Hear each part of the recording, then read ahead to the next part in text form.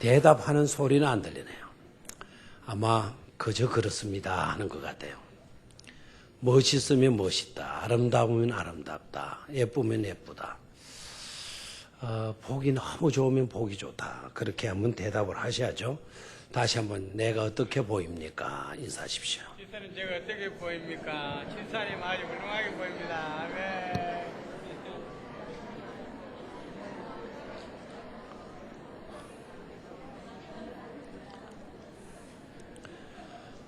다 멋있게 보입니까? 사실 여러분들은 이 세상에서 최고로 멋있는 분인 줄로 믿습니다. 하나님 앞에 예배하는 자만큼 예쁘고 행복하고 멋있는 사람이 어디 있겠습니까? 제가 어떻게 보입니까? 오늘 말씀의 제목입니다. 이 질문은 학개 선지자가 이스라엘 백성들에게 하셨던 질문이에요. 바사 제국이 고레스 왕, 바사 제국의 왕, 고레스의 배려로 인하여서 70년간의 포로 생활을 마치고 이스라엘 백성들이 귀국을 하게 돼요. 하루는 이스라엘 백성들이 귀국해서 황폐화된 예루살렘 성전에 모였습니다. 어느 정도 황폐냐? 느부갓네살 왕, 바벨론의 느부갓네살 왕이 성전에다가 불을 질렀어요. 하나님의 성전에다가. 그러니까 성전이 완전히 폐허되어진 그런 상황이란 말이에요. 포로에서 딱 끌려와서, 포로에서 귀환되어서 이렇게 돌아와 보니까 그렇게 포로 생활에서 그립던 것이 성전인데 돌아와서 보니까 성전이 완전히 폐허되어져 있는 거예요. 거기에 백성들이 모여 있습니다. 성전만 그런 것이 아니라 실제적으로 그때 당시에 이스라엘의 상황은 굉장히 경제적으로 심각했어요. 나라가 이렇게 망했으니까 경제적으로 힘들 수밖에 없죠. 어찌인데 더 진격으로 기근까지 닥쳐왔어요. 이 설상가상으로. 안 좋은 일에 자꾸만 꽃배기로 안 좋은 일만 생기는 거예요. 끊임없이 방해꾼들이 침범을 하는 거예요. 옛날에 그때 침투한 것으로 끝나지 않고 성전을 좀 새롭게 재건하려고 하니까 이 계속해서 방해꾼들이 생기는 거예요. 그러니까 공사가 진행이 안 되는 겁니다. 자신들의 생활 상태도 너무나 막연해요. 뭘 먹어야 되느냐? 오늘 밤은 어디에서 이슬을 피하고 잠을 잘 수가 있을까? 잠자리 문제, 먹는 문제, 생활의 문제가 여간 고통스러운 형편이 아니었던 거죠. 근데 유일하게 위로를 받을 수 있는 곳이 성전인데 그 성전에 가보니까 성전마저도 되어져 있어요? 폐허되어져 있는 거예요. 이때 학개 선지자가 그 폐허된 성전을 바라보면서 망년자실하고 있는 이스라엘 백성들에게 외친 내용이 바로 뭔가 하니까 이제 이것이 너희에게 어떻게 보이느냐? 이 폐허된 성전의 이 모습이 너희에게 어떻게 보이느냐? 라는 질문을 던져요. 이 질문이 굉장히 중요한데요. 자, 이 질문을 우리가 받았다고 한다면 우리가 그와 같은 형편에서 우리는 무엇이라 대답할 수 있을까요? 이 질문이 대단히 중요해요. 성전이 폐허되어진 그거를 어떻게 보느냐? 성전의 폐허를 너네들은 어떻게 보느냐? 라고 하는 단순한 의미도 포함되어지겠지만 그러나 단순한 의미의 질문만이 아니라는 것을 깨달아야 돼요.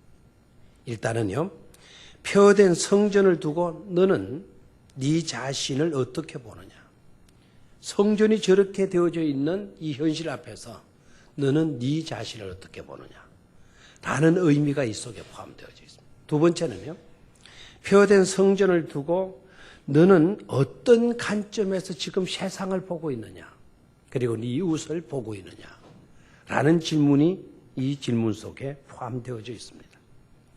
그리고 세 번째는 이런 폐허된 암담한 그와 같은 상황 속에서 그런 성전 앞에서 너는 지금 하나님을 어떻게 보느냐? 하나님에 대한 너의 관점이 어떠하냐?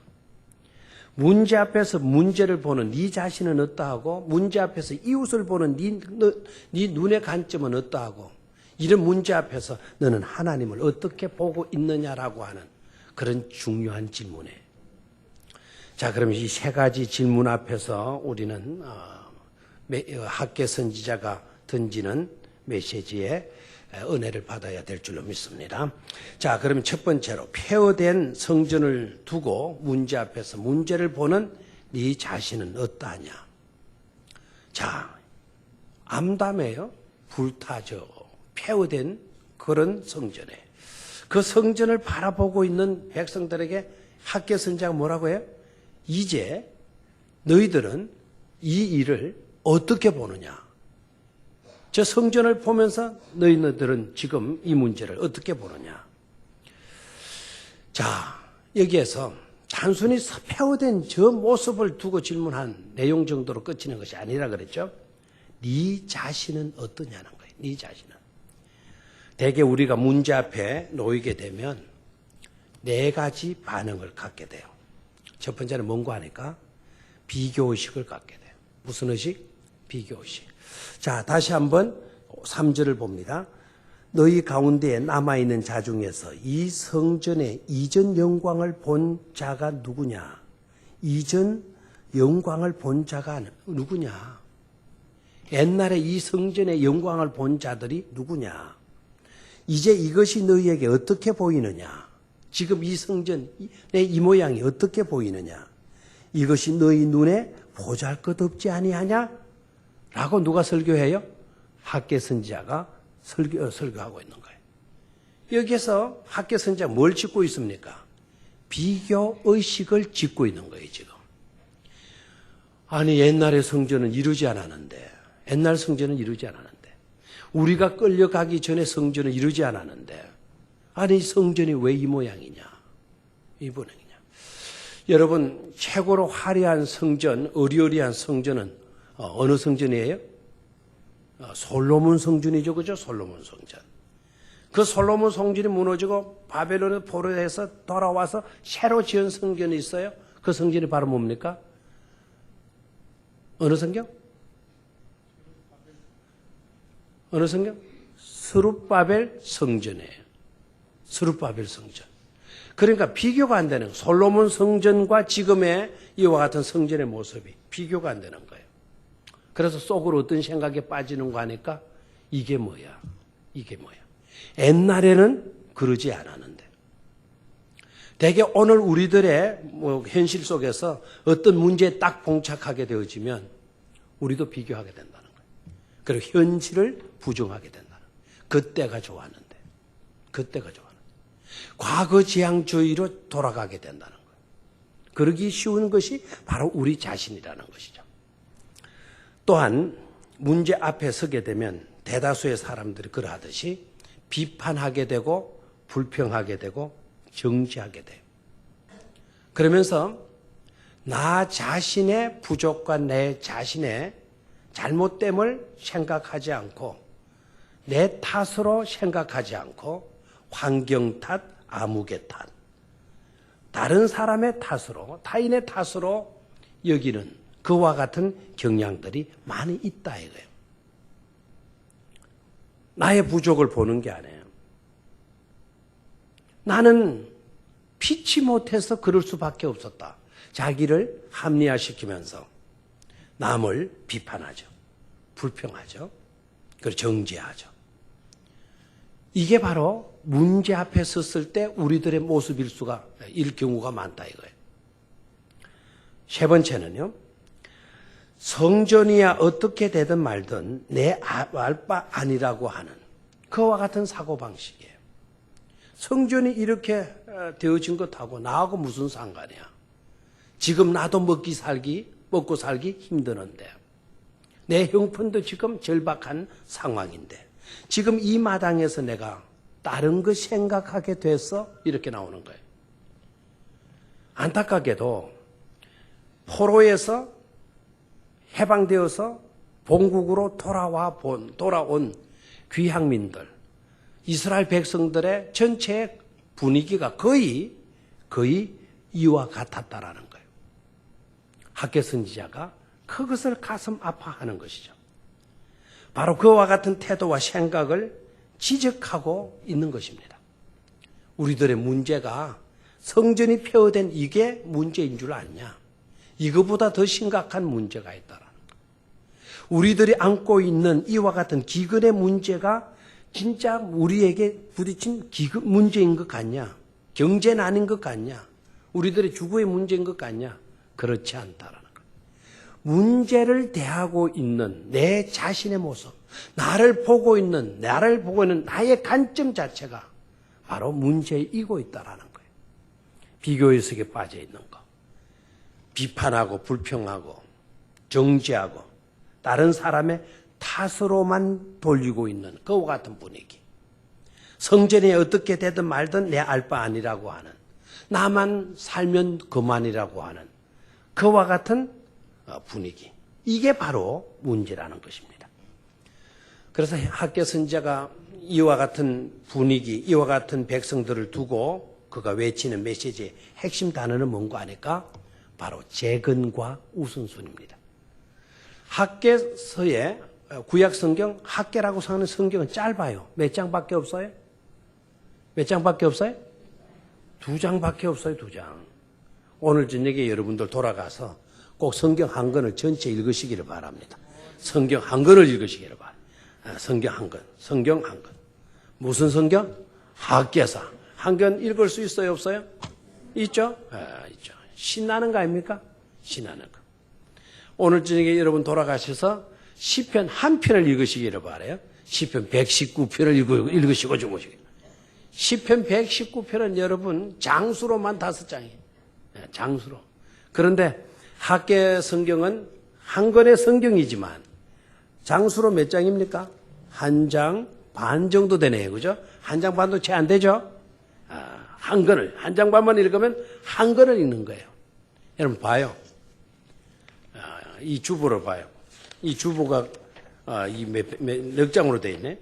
안에 속지 한 권을 딱 제가 떼볼게요. 요게 책 한 권입니다. 요런 책 읽으라 그러면 신나겠죠? 이 얼마나 신나요? 요런 정말 책 읽으면 하루 저녁에도 10권도 읽고 더 남을 겁니다. 학개서가 2장밖에 없어요. 근데 그 2장밖에 없지만 그 안에 들어있는 핵심 주제가 있어요. 분명히 드러나고 핵심 단어가. 거기 바로 뭔가 알아요? 재건과 우선순위예요. 이게 중요하다는 거예요. 성전을 재건하는 건 무엇보다도 중요하다. 무엇보다도 중요하다. 무엇보다도 성전 재건은 어떤 것보다도 우선되어져야 된다 하는 것이 학개 선지자의 메시지예요. 여러분 그렇게 믿습니까? 재건과 우선순위. 뭘 재건하는 겁니까? 하나님의 성전을 재건하는 것. 이게 어떤 것보다도 뭐 해야 된다? 우선되어야 된다라고 하는 것이 학개 선지자의 주된 메시지인 것입니다. 여기에서 깨달아야 돼요. 자, 나를 파악하는 안목. 이 문제 앞에서 나는 어떠해야 될 것인가? 내 형편이 어려운 형편이에요. 아주 절박한 그와 같은 시대입니다. 성전에 폐허된 이 모습을 보고 그 모습 속에서 나를 볼 수 있어야 된다. 나의 반응은 어떠한가?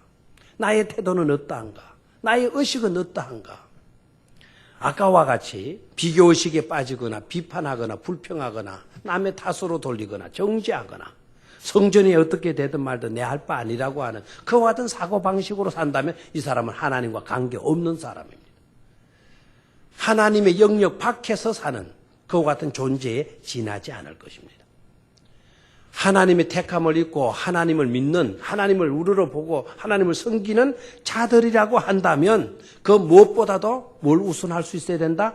재건과 성전 재건을 그 어떤 것보다도 뭐 해야 돼요? 우선적으로 할 수 있어야 된다는 거예요. 그런 가치관이 되어져 있어야 된다. 내가 희생하더라도, 내가 손해를 보더라도, 내가 좀 여러 가지로 더 어려운 형편에 놓인다 할지라도 우리는 그 일을 소홀히 해서는 안 된다는 것이죠. 어느 목사님께서요, 예수님의 생애를 연구하면서 아주 단순한 진리인데 우리가 성공할 수 있는 발전 공식을 이야기했어요. 성공할 수 있는 발전 공식. 그건 뭔가 하니까 복음서를 읽으면서 5번 반복되어지고 있는 예수님의 메시지예요. 그 메시지 내용이 뭔가 하니까 제 목숨을 구원코자 하면 잃을 것이요. 자기 목숨을 구원코자 하면 뭐 할 것이요? 잃을 것이요. 나를 위하여. 여기 나는 누구일까요? 예수님. 예수님을 위하여 너희 목숨을 잃으면, 그러니까 우리 목숨을 잃으면 마게 되리라. 차절이라라고 하는 메시지예요. 근데 이 말씀 속에서 목사님은 발전 공식, 이 formula of purpose, 이 발전 공식을 만들어냈어요. 진정으로 우리가 발전되어지고 잘 되어지고 성공하려고 하면 나를 잃어야 된다는 거예요. 내가 손해를 봐야 된다는 거예요. 내가 희생할 수 있어야 된다는 거예요. 그 희생이 있게 되면 반드시 되찾게 되는 날이 온다는 겁니다. 노력하면 그 노력에 따라서 놀라운 결과가 우리에게 주어지게 된다는 겁니다. 손해보기 싫어서 우리가 움켜쥐고 있거나 편한 고통당하고 힘든 그와 같은 수고를 하기 싫어서 내가 편안하게 사는 삶의 방식을 취한다고 하면 우리는 실패하고 만다는 거예요. 그래서 내 자신의 이익보다 하나님의 성전, 하나님의 일을 먼저 생각하게 되면 우리도 살고 나라도 안정되게 되어진다는 것이 학계 선지자의 메시지예요. 한번 따라 하십시오. 나 자신보다, 나 자신의 안녕보다 하나님의 성전을 생각하고 하나님의 일을 먼저 생각하면 반드시 축복이 보장된다. 아멘. 단순히 듣지 마십시오. 여러분 성공하고 정말 내 삶에 놀라운 발전적인 요소가 있기를 원한다면 내 자신의 유익보다, 내 자신의 안녕보다 뭐를 더 생각하라고요? 하나님의 성전, 하나님의 일, 그 일을 뭐 할 수 있어야 된다? 우선할 수 있어야 된다는 거예요. 아멘. 역대의 하나님께로부터 쓰임받고 복받은 사람들의 삶의 공식이었답니다. 삶의 내용이었답니까? 똑같아요. 자기 개인의 안녕보다 하나님을 먼저 생각해서 하나님의 성전을 먼저 생각해서 아까 제가 그냥 넘어가는데 스룹바벨 느부갓네살 왕이 있죠? 바벨론의 느부갓네살 왕. 아까 성전에 뭘 질렀다 그랬어요? 불을 질렀다 그랬죠?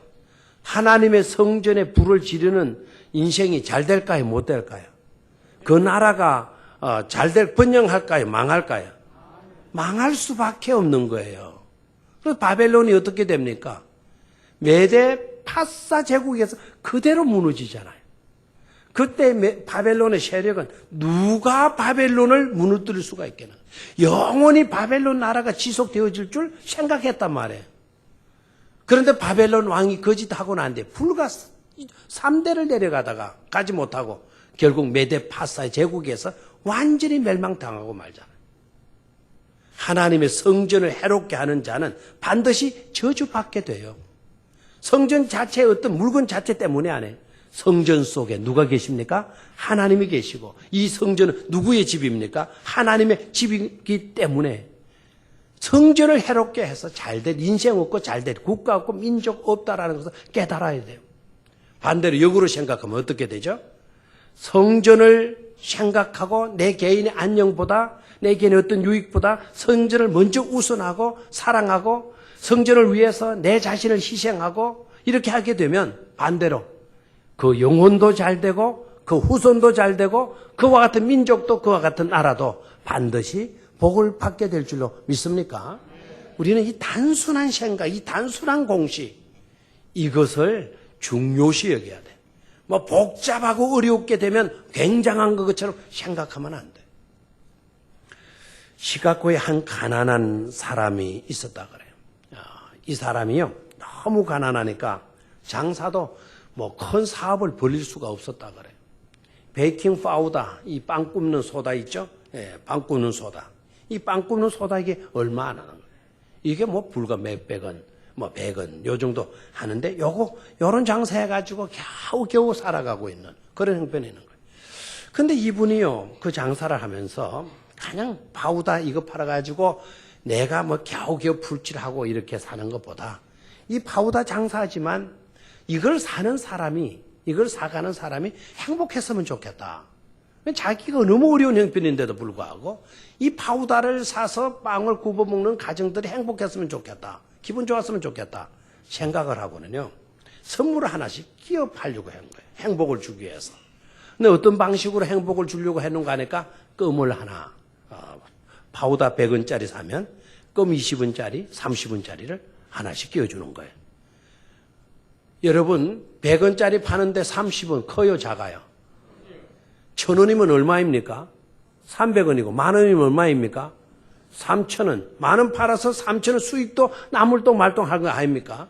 근데 거의 수익을 보죠. 껌을 주기 시작한 거예요. 나중에는 껌값이 이 무시를 못 하는 거예요. 사가는 사람, 빵 사가는 사람한테 이 껌 주는 이게 뭐 무시를 못 하는 거예요. 그래도 열심히 했다는 거예요. 그러다가 이 사람이요, 깨달은 게 있어요. 내가 껌이라도 하나 주니까 100원짜리 팔면서 30원짜리 껌 하나 주니까 받는 사람이 그렇게 좋아하더라는 거예요. 그러면서 확신을 내가 이렇게 주지만 오늘은 손에도 대고 때로 남는 것도 없지만 주면 찾고 잃으면 반드시 얻게 될 날이 올 거다. 성경의 내용을 그대로 아멘하고 이 양반이 그대로 실천을 했다는 거예요. 다 같이 알아요. 주면 찾고 잃으면 얻게 된다. 됐어요? 주면 찾고 잃으면 내가 손해를 보고 좀 잃는 것 같으면 언젠가는 뭐 하게 된다? 얻게 된다. 이 믿음을 갖고 있어요. 그래서 지속적으로 그렇게 해나갔어요.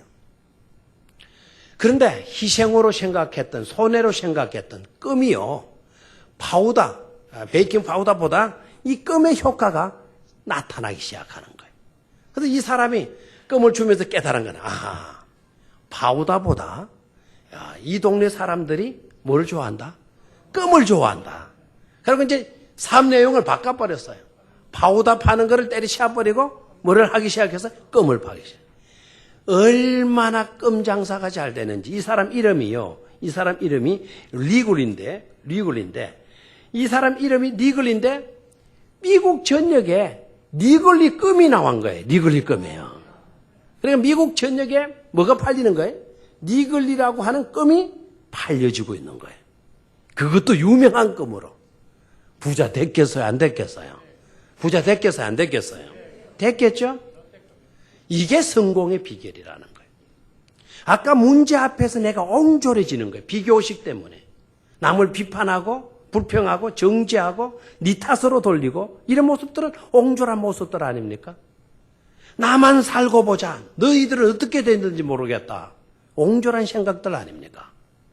그러니까 문제 앞에서 옹졸한 우리가 되기보다 차라리 문제 앞에서라도 정말 내 자신을 생각해 보면서 내가 이와 같은 일 속에서 하나님의 일을 위해서 희생하고 헌신해야지. 오히려 내 안녕을 추구하기보다는 하나님의 영광을 위하려고 하게 되면 반드시 그 속에는 축복도 따라오고 유명도 따라오고 명예도 따라오고 건세도 따라오게 되는 그런 축복을 누리게 된다는 것을 우리가 깨달아야 될 줄로 믿습니다. 윌리엄 화이트 목사님이 계시는데요. 이분은 유명한 설교가이기도 해요. 이분의 설교집에 이제 이것이 어떻게 보이느냐. 설교집 책 제목이 그래요. 이제 이것이 어떻게 보이느냐. 그 내용으로 들어가 보면 어떤 본문을 선택했을 것 같아요? 오늘 학계에서 바로 이 2장이에요. 본문이 그대로 나와 있잖아요. 이제 이것이 어떻게 보이느냐? 라는 설교를 했어요. 설교를 한 거를 자기 설교집에 내놓은 거예요. 이 설교를 한 곳은 성전이 아니었어요. 이 성전을 한 곳은 캔사스주 템포리아에 있는 한 마을에서 장례식이 난 거예요.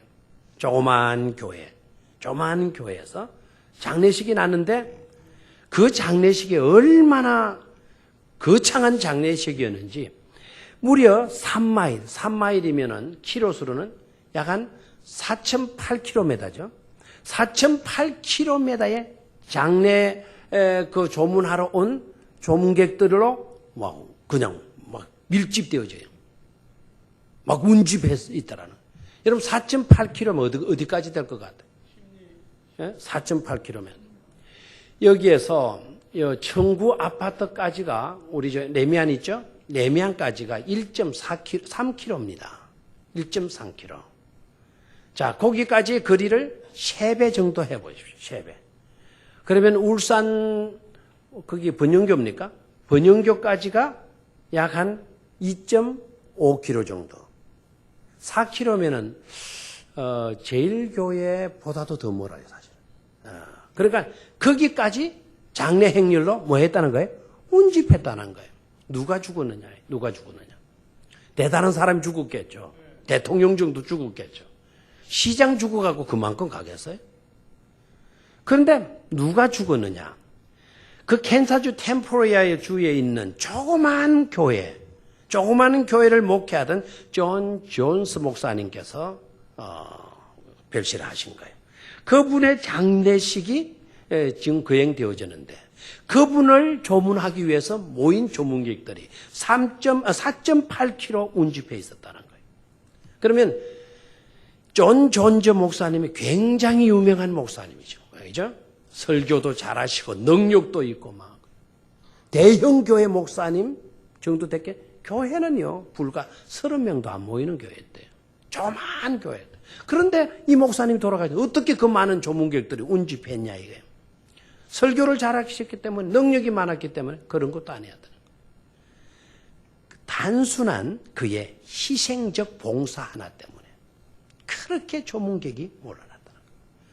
그분은 돈도 없었고 키도 아주 작았고 미국 사람이면서도 작았고 하지만 친절한 말, 봉사하는 생활로 어린 아이로부터 노인까지 존즈 목사님의 사랑의 손길을 느끼지 않은 사람은 아무도 없을 정도였다라고 하는 것이죠. 장례식을 집례하던 와이트 목사님께서 존즈 목사님의 시체를 가리키면서 조문객들에게 이렇게 질문했어요. 여러분, 이 작은 노인의 몸을 이제 어떻게 보십니까? 이 작은 한 노구의 몸을, 시신이죠. 이 시신을 여러분 어떻게 보십니까? 라고 질문을 했어요. 이제 이것이 어떻게 보입니까? 라는 질문을 해야 돼요. 잠깐이면 어떻게 되나요? 흙으로 돌아가든지 아니면 화장하게 되면 한 줌의 재로 돌아갈 시체가 아닙니까? 그런데 그 질문을 받고 여기저기서 사람들의 대답이 막 터져 나오기를 시작하는 거예요. 나는 그분을 사랑해요. I love him. 나는 그분을 사랑해요. 막 여기저기서 막 허느끼면서 막 그분에 대한 이야기를 하는 거예요. 그런데 놀라운 거는 그 말 가운데 거의 대다수의 말들이 어떤 말 대답으로 이어지는 거 하니까 나는 한 톨의 사랑의 씨앗을 봅니다. 나는 한 톨의 사랑의 뭘 봅니다? 씨앗을 봅니다. 라고 그 대답이 쏟아져 나왔다라는 거예요. 여러분 이제 이 작은 노인의 몸에서 무엇을 어떻게 봅니까? 이제 어떻게 보입니까? 라고 하는 이 질문을 설교 중에 조문객들에게 던졌는데 여러 대답들이 나오면 대다수의 대답들이 뭐라고요? 나는 한 톨에 뭐를 봅니다? 사랑의 씨앗을 봅니다라는 거예요. 사랑의 씨앗을. 여러분 무슨 말인지 이해가 안 되는 모양이니까 다면에 안 나오네요. 금방 썩어지고 한 줌의 흙으로 돌아갈 거, 한 줌의 재로 돌아갈 그런 시신을 봅니다. 이게 아니고 나는 한 톨에 뭐를 봅니다? 사랑의 씨앗을 봅니다. 무슨 말일까요? 이분의 삶은 사랑의 한 톨의 씨앗이 되어졌다는 거예요. 밀알이 떨어져서 땅에 떨어져 죽으면 어떻게 된다 그랬어요? 많은 열매를 맺나니라고 말씀하지 않았어요. 한 톨의 씨앗이 되어서 이분은 돌아가신 거라 이거예요. 머지않아서 한 톨의 사랑의 씨앗에서 더 많은 열매들, 사랑의 열매들이 맺혀지게 될 것이라고 하는 희망을 보고 있지 않습니까? 희망을. 바로 이러한 삶이 진정 복된 삶인 줄로 믿습니다. 문제 앞에서 나는 이제 무엇을 봅니까? 내 자신을 어떻게 여러분 보아야 하는 것입니까? 나의 이익만 챙기고 비굴한 나의 모습, 그때만 좋았는데 늘 탄식이나 하고 후회나 하고 비교나 하고 그러면서 열등의식에 빠지고 우울감에 빠지고 그런 나의 모습이 되어져서는 안 될 줄로 믿습니다. 오히려 문제 앞에서 내가 더 희생해야지. 내가 더 헌신해야지. 내가 주의 일을 더 사랑해야지. 하나님의 교회를 더욱더 위할 수 있어야지. 그런 나가 되어줄 수 있기를 주의 이름으로 축원합니다.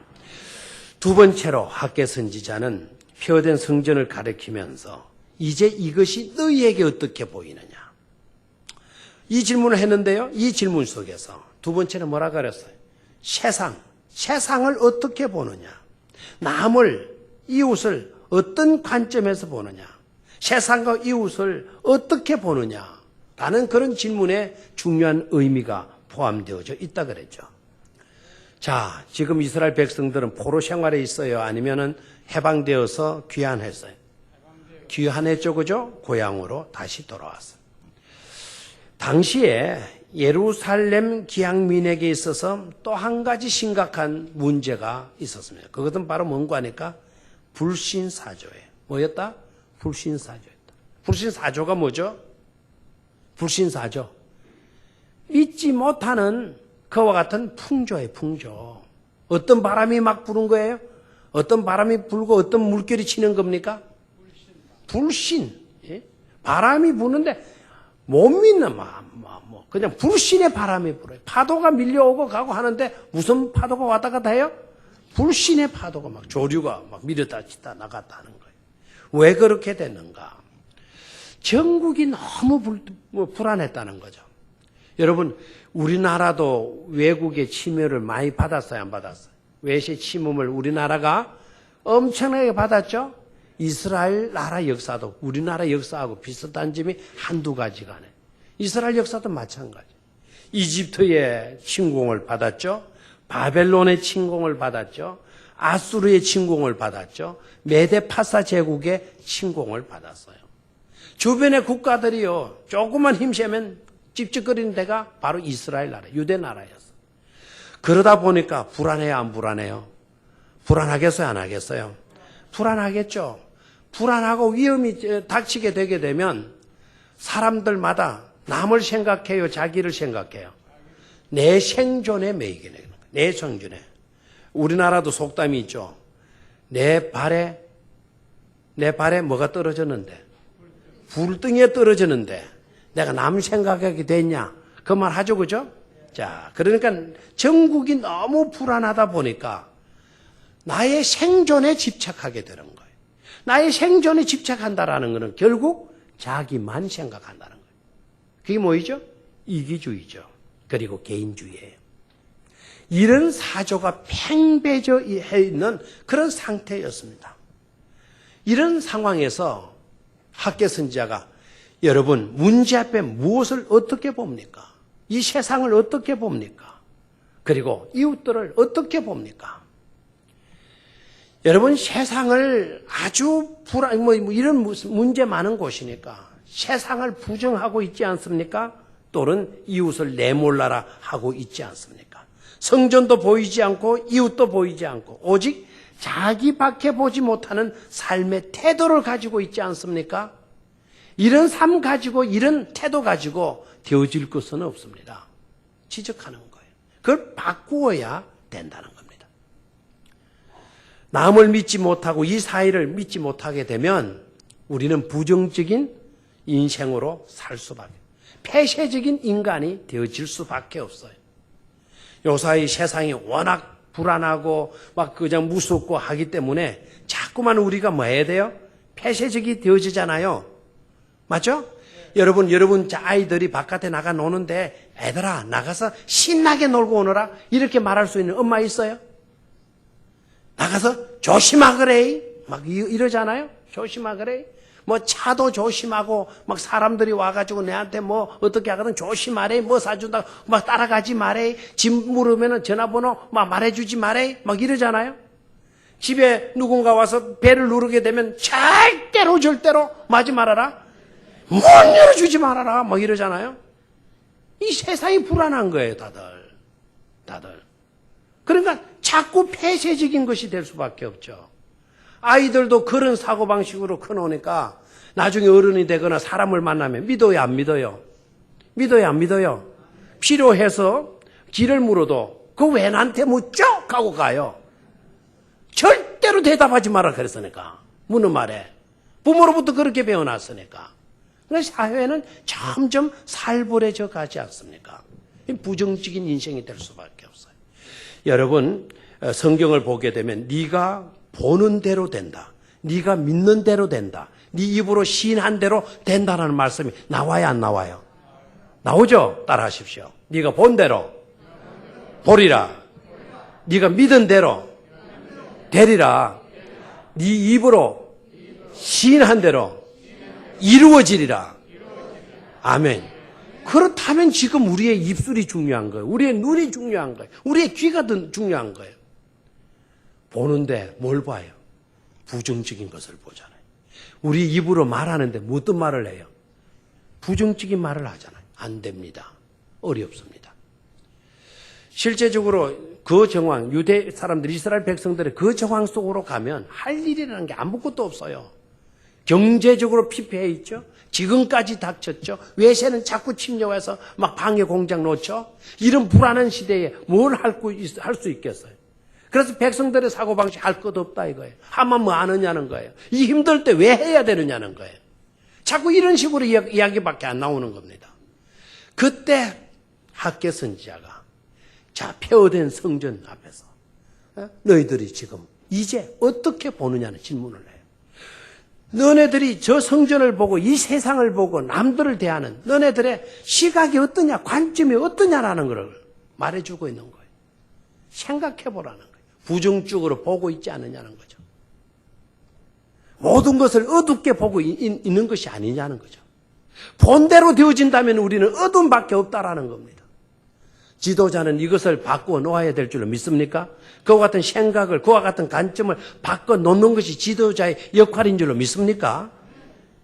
그걸 하지 않으면 지도자가 아니죠. 그러니까 백성들이 다 그러니까 아이고 뭐 해서 뭐해요. 우리도 그만둡시다. 많이 나도 안 하려고 하는 걸 뭐 때문에 하려고 해. 그러면 주저앉고 말잖아요. 그러면 하나님의 뜻은 이루어지지를 않는 것이죠. 어느 마을에 미국 사람들이 안 좋은 점도 있지만 그래도 신앙이 제대로 된 미국인들은 정말 우리에게도 감동을 많이 줘요. 미국이 여러분 어떻게 건설되어진 거 아시죠? 청교도들이 건너가가지고 미국을 세운 것 아닙니까? 근데 청교도들이 어떤 정신으로 건너갔어요? 돈 벌러 갔나요? 돈으로 가나요? 쿠데타 일으키고 막 나갔나요? 아니죠. 목적은 딱 한 가지죠. 한 가지. 뭡니까? 하나님을 제대로 믿을 수 있는 땅. 하나님을 자유롭게 믿을 수 있는 그와 같은 것. 오직 하나님을 중심으로 믿을 수 있는 그런 것. 그런 뜻을 가진 사람들이 배를 타고 하나님의 인도대로 떠나다가 그 배가 정착된 곳이 아메리카대로. 그리고 그분들이 이룬 나라가 어디 나라예요? 미국 나라이지 않습니까? 그러니까 이 사람들이요, 기본 정신은 신앙이에요. 물론 퇴색되어서 막 실용주의, 모성주의, 막 그냥 뭐 물질주의 이런 것으로 나가가지고 그 가치관이 많이 흐려진 점도 있지만 그 근본 신앙 정신은 좋아요, 안 좋아요? 좋아요. 그래서 대다수의 미국 사람들과 이런 아름다운 생각들을 갖고 있는 사람들이 많은 거예요. 자기 이웃 안에 참 다 힘드는 사람들인데 이웃 안에 병이 걸린 사람이 있어요. 요렇게 말하면 혈액암, 백혈병암, 림프에 문제가 생겨가지고. 근데 그 아이가 21살밖에 안 됐네요. 그 병 걸린 아이가. 그러니까 그때 당시는 뭐 옛날이니까 이게 뭐 치료할 방도도 없고 한데. 그래도 그 마을 사람들이요, 자기도 어려운데, 형편들이 다 어려운데. 그러니까 선뜻 뭐 어떤 기금을 내놓거나 뭐 이렇게 할 수 있는 사람들이 없는 거예요.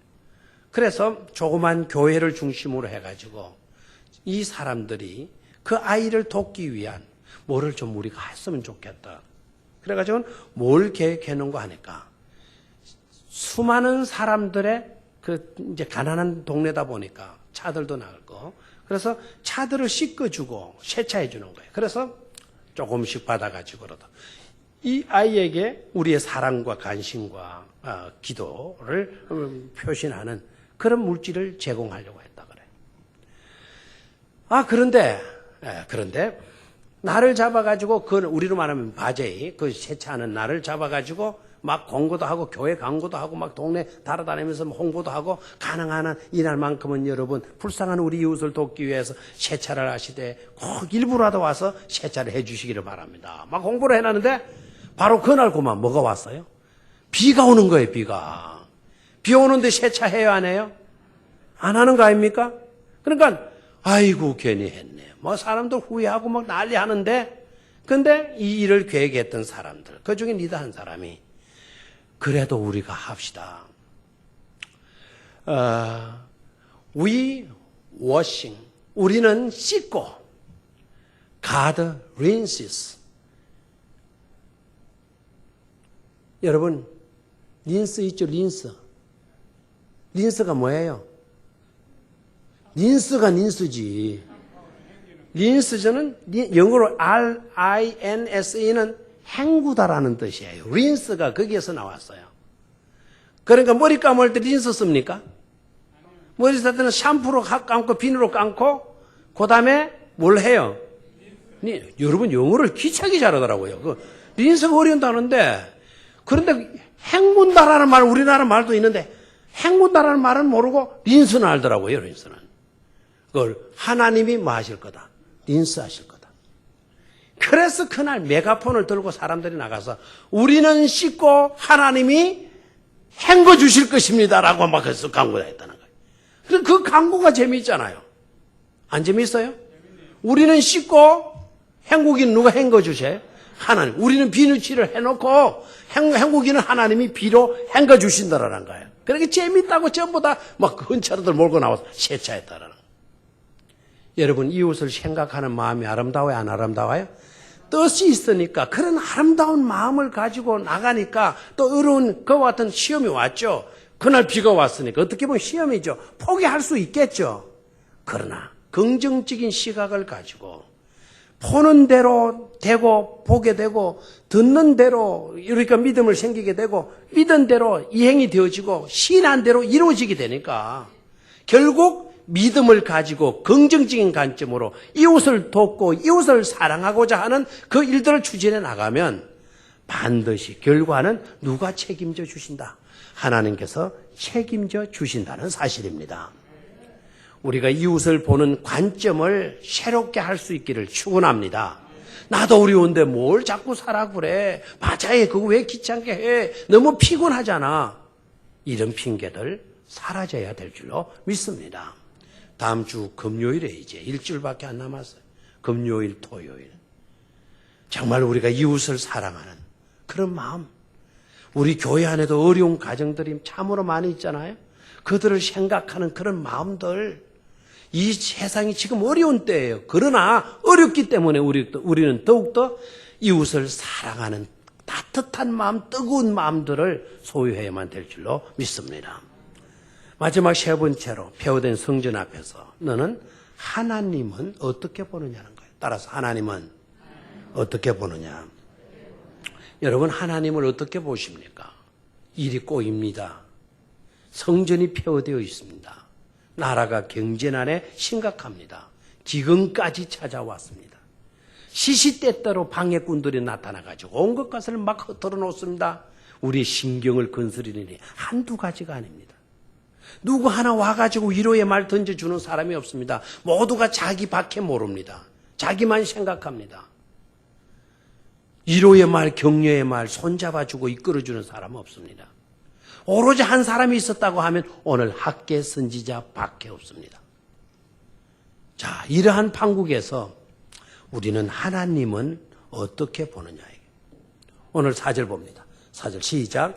그러나 여호와가 이르노라 스룹바벨아 스스로 굳세게 할지어다. 여호사닥의 아들 대제사장 여호수아야 스스로 굳세게 할지어다. 여호와의 말이니라. 이 땅 모든 백성아 스스로 굳세게 하여 일할지어다. 내가 너희와 함께하노라. 만군의 여호와의 말이니라 그랬어요. 여러분, 하나님은 여러분 어떻게 봅니까? 이런 때에 하나님이 나에게 뭐라고 말씀하십니까? 일하라라고 말씀하고 있다는 것을 유의하시기를 바랍니다. 일하라는 말씀이 나와요, 안 나와요?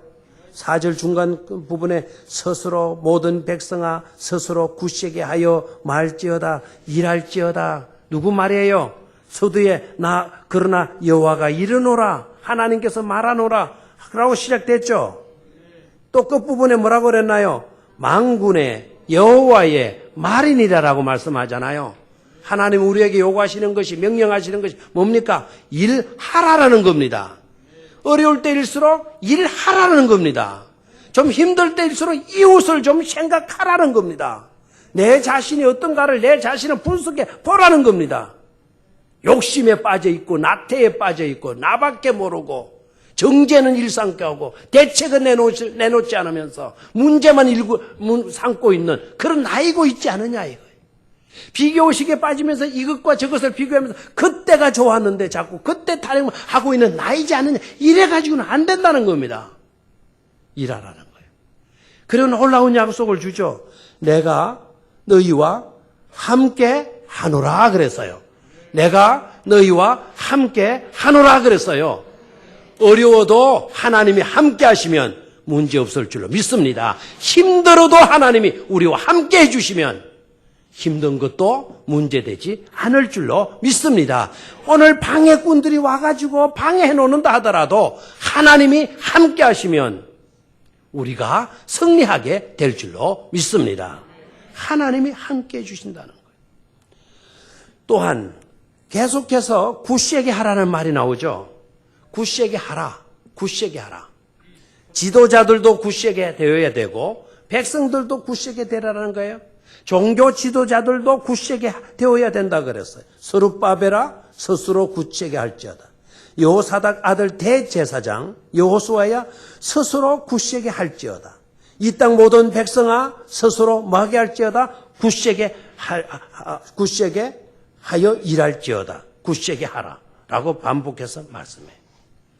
여러분, 하나님을 굳세게 붙잡게 되면 전쟁의 공포가 있더라도 오늘 의식주의 고통이 있더라도 민심이 단결 안 되고 어려운 상황이어도 이래서는 안 되는 한 가지, 하나님을 굳세게 붙잡게 되어지면 그 모든 문제는 다 해결되고도 남을 줄로 믿습니다.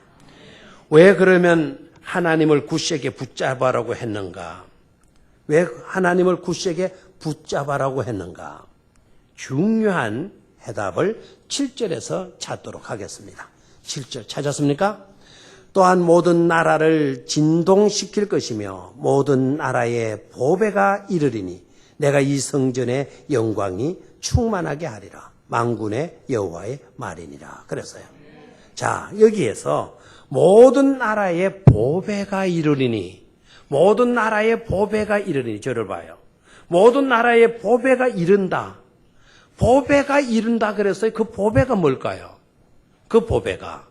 자, 그 보배 옆에다가 1번이라고 하는 번호를 붙여놨죠? 자, 그러면 1번은 나눠주러 가서 1번에 대한 설명을 봅시다. 그 보배라는 뜻이 뭡니까? 사모하는 것이. 그리고 한번 사모하는 것을 넣어가지고 한번 읽어볼까요?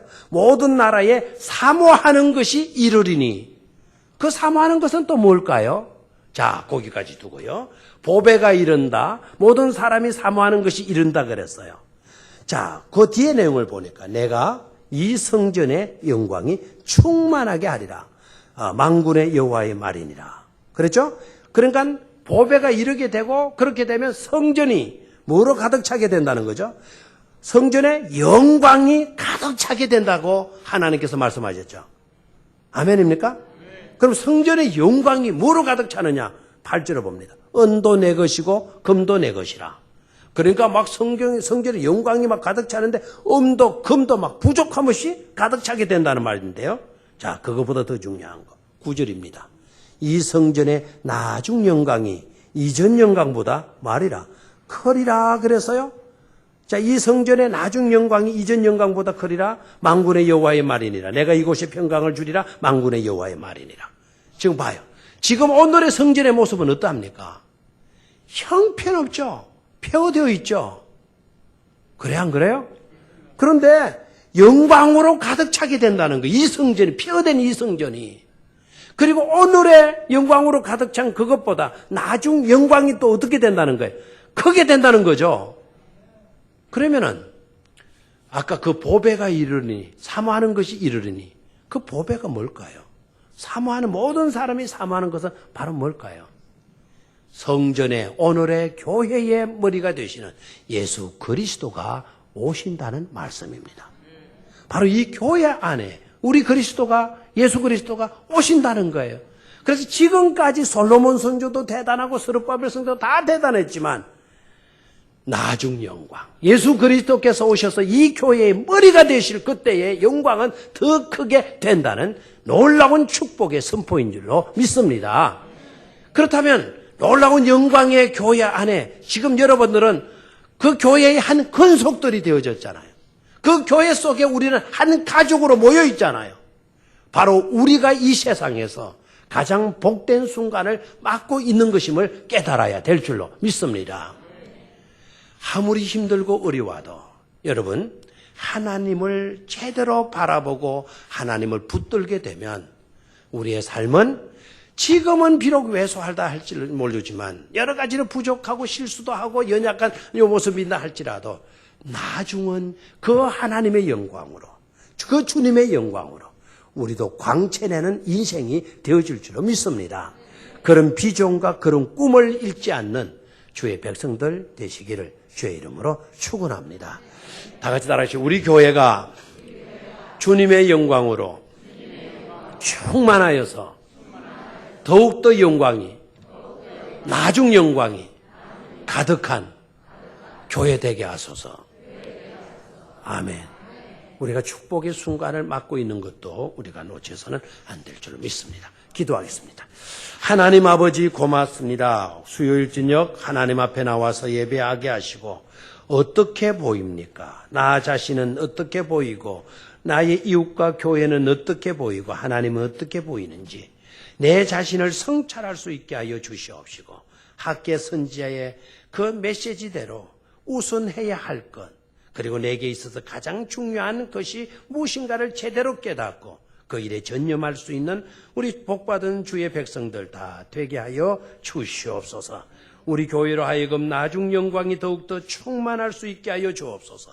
이기주의가 사라지게 하시고 개인주의도 사라지게 하시고 비교의식 속에 빠져서 과거 타령만 하고 있는 우리들 되지 말게 하시고 남을 정죄하고 불평하고 남의 탓으로만 돌리기보다 나의 부족을 생각하고 하나님의 은혜를 생각하며 이웃을 돌보고 내가 희생하더라도 주의 성전에 하나님의 일을 우선할 수 있는 믿음으로 우리가 변화되게 하여 주시옵소서. 그렇게 되면 놀라운 은혜와 복이 우리의 삶 가운데 충만하게 임하게 될 줄로 믿습니다. 오늘의 삶보다 우리 성도님들의 삶이 내일이 더 좋을 수 있게 하시고 장래가 더욱더 밝고 복될 수 있게 하여 주시옵소서. 영혼을 사랑하는 전도자가 되게 하소서. 조용승 권사님께서 감사 예물을 드렸습니다. 임민자 권사님께서 10의 1조 헌금과 감사 예물을 드렸습니다. 귀한 예물들 우리 하나님 받으시옵고 소원대로 되게 하여 주시옵소서. 임권사님 건강을 하나님께서 좋도록 역사하여 주심을 감사합니다. 왕쾌되어서 더욱더 하나님께 영광 돌리는 귀한 여종 삼아 주시옵소서. 주 예수 그리스도의 이름으로 기도드리옵나이다. 아멘.